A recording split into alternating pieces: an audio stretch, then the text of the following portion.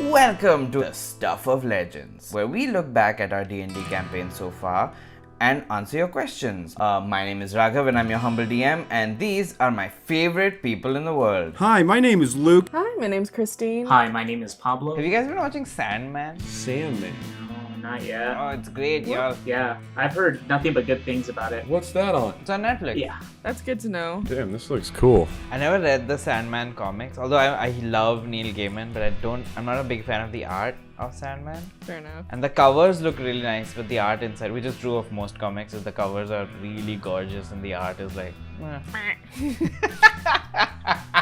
Well, that's how they get you. They're like, oh, is this gonna happen? Is this gonna happen? Then you like open it, it's a completely different artist, and you're just like, wait a minute. Like, I guess I shouldn't make this complaint to you because you literally animate all these videos, but every time I'm like, I want to do comics, and then I start drawing comics, I'm like, oh no. So it's just so hard, even though I want to go into storyboarding. It's just like... Let's do a question. Let's go back on the track that we never were on. I love this question. Nicholas Wilkie asks, how long did it take for them to come up with their evening wear? Now, I love this question because it reminded me of, I had put Luke on the spot and be like, okay, Luke, what does your suit look like? And he was the first one, and Luke like shut down. I remember, he didn't even say it, he was just silent for like a minute. I was like, okay, we'll come back to Luke. There was nothing going on in my head when you asked me. Cricket sounds, just... Which is pretty normal with my day-to-day life, but still. Yeah.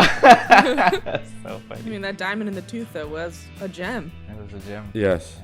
What was really funny also was in the, like, when y'all were describing how you transform and stuff, like, Pablo had this whole thing of, like, it, like, comes over him like ropes and all this stuff, and Luke just goes, I don't know how I transform in some kind of cool way. That's all he said. It was so funny.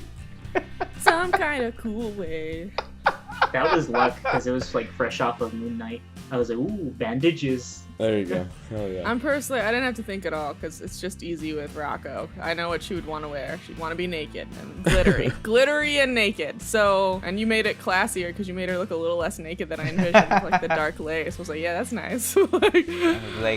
What's appropriate for YouTube? Fair enough. But everyone in the audience, I want you to know she looked naked in her own mind. In her own mind. She did get naked for like one frame. Yeah, she looked great. God, I wish I had that animated girl's body. I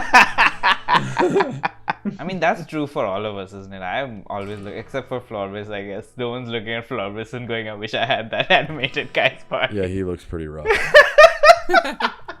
He's just a little nugget. I don't know, a lot of people like a little nugget. Someone likes a one-toothed Yeah.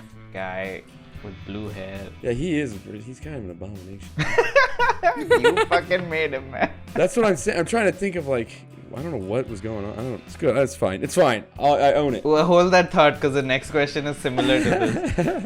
Mung McGavin asks, do the players have any input in their character design, or is it all you?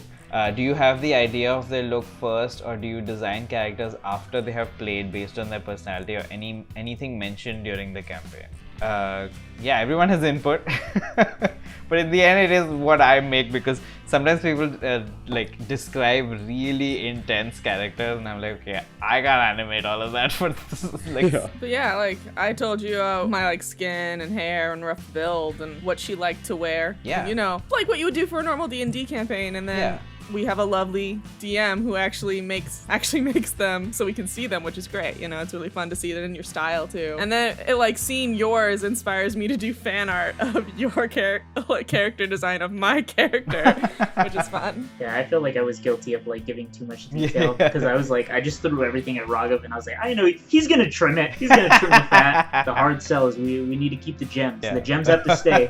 What is is there like an end game for like the main group? So Christine and Poppy and Andrew. Yeah. Is there an end game, or do you guys just play until you die? they have a like a mission right now, because there's a fourth member of this group who's been kidnapped, so they have to go save her.